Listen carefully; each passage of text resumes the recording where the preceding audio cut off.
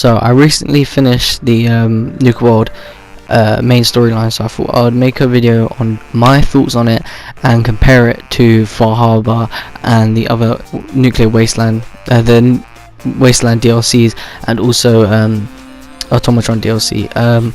So this obviously takes place in Nuka World, which is a theme park based around Nuka Cola, and this actually brings in several new Nuka Cola flavors that you can have and you can drink and you can mix to make your own Nuka Cola. So moving on, this is the first fighting situation between the overboss Coulter. Now the overboss basically means he is the boss of 3 different raider gangs: the Disciples, the Operators, and the Packs. But you have to then take him down and help Portagage, the new companion, make Nuka World great again, and really show people that the raiders aren't to be messed with, and that this new overboss is something big and something powerful. So this is the new companion Gage. He is by far better than the last companion we got, which was Old Longfellow. I mean, he was a dick. This guy is decent. He has a better backstory, better dialogue. He's really good in combat. His armor's cool. Everything about him's so much better than Old Longfellow. He when you're at the base as well, at this overboss's base, he can actually sell you weapons, gear, and ammo, which is really nice whenever you need to stock up on the 7.62 ammo, which is really nice. And moving on, so this is the first gang, the Disciples. These guys are real big dickheads. I don't really like these guys with whatsoever. You know, they're just in it for the caps and the bloodshed. They're just real pricks, if I'm honest.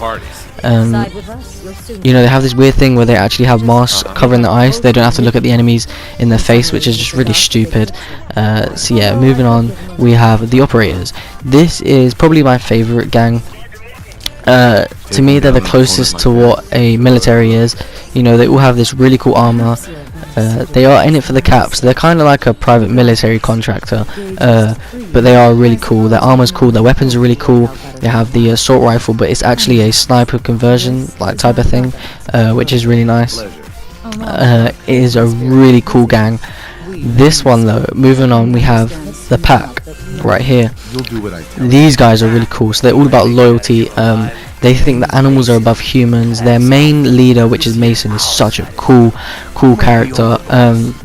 You can obviously tell by their gear, the clothes they wear, and the face paint that they all have like a very colourful type of way of life. It kind of gives me that vibe of like they're very they don't show it, but they're quite joyful inside, but they don't really show that. They're a very loyal gang to each other. Now moving on, we have the Marketplace. The Marketplace is a really cool place. All the owners of the things you can buy, they're all slaves, which is really cool to see, because they've obviously been taken by the gangs and put into this marketplace where they can't leave. If they leave, then they'll get blown up because of the collars they have around their neck. It's an explosive collar basically. So yeah, it's really cool to see that they've gone a different route with the marketplace. Rather than have employees, they have slaves. And yeah, in the top left you can actually see some of the Nuka Colas there. And when you're in the marketplace, everything is free because you're the overboss. Now moving on to this guy, Sito. This is a really cool character. He was born in the wasteland, but his parents actually died and moved to the Safari Adventure, and was actually raised by gorillas. You know, he doesn't speak proper English. He kind of sounds like he speaks like Yoda, how Yoda would. But yeah, this guy is a really cool character. He gives you a really cool weapon as well if you help him and help his family, but you can choose to then wipe out his family instead of have him around, which is really cool. It's something different that we get to see, because you don't get to play the bad guy in Fallout 4 up until this DLC. So moving on, this is fucking so cool, but for me it's kind of a missed opportunity. This is the roller coaster. To start off, this was a really cool thing that Fallout put in, Bethesda put into the game, but it feels kind of clunky and weird the way the roller coaster actually moves, and it's a really short ride as well. But yeah, like bits like this is pretty cool right here, quantum speed. But yeah, it does feel kind of weird and clunky the way you stop really fast. Like there, you just like really stop. I don't know how. But yeah, they did try and do something different with Nuka World, and they did add in rides. You can actually ride on the rides. Like if you've ever been to Disneyland or Disney World, they have like the elevator of terror or something like that. I can't remember what it's called off the top of my head, but it would basically like stop halfway, go back up, stop halfway, something like that. And they have that in this, which you can actually sit on.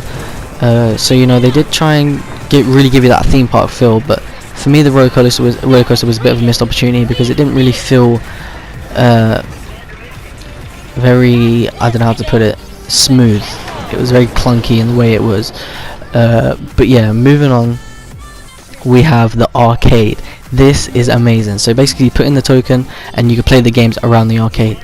So this is the one where you have to shoot the targets, and you'll get tickets back for actually doing this, which you can then go and redeem and buy things with, something like the acid soaker, which is a new weapon based off the special weapon, the deliverer.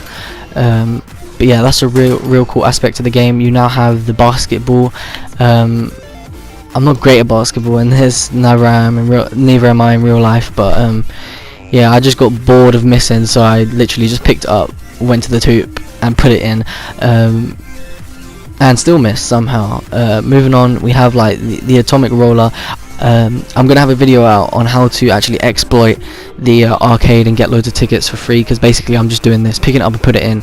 But I have a really good one for the basketball. But yeah, you just keep doing that. The Nuka Arcade was such a cool thing, and yeah, it was just really cool to see.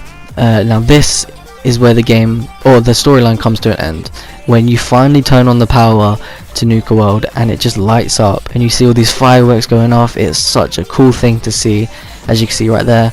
You know, you have all of the different areas lighting up fireworks, which is really nice. Yeah, Bethesda really did do a good job on this game, on this DLC, sorry. And this is one of the special weapons you get for helping out the operators. The relentless converted operator sniper rifle. It is really a really decent weapon. 114 damage. It's really amazing. It is a really good weapon, and you should try and get it. Now this is the one and only workshop that was built into Nuka World, which really bummed me out, because I really do enjoy the building in Fallout, but the DLC packs for it were really stupid. The Wasteland ones were so stupid, and they could have actually made a really good storyline DLC, which they should have done, because I think a lot of people really wanted storyline over building. But yeah, this is a really nice place to build if you are going to build here. But first you do need to get the power on, which will take you through the whole storyline, which you need to finish. And then once you get here, you have to choose which one of the three gangs you want to actually hold this settlement. Obviously I can't pick the disciples because they're all dead after what I did. But yeah, I did go and choose the operators just because they are my favourite gang to choose.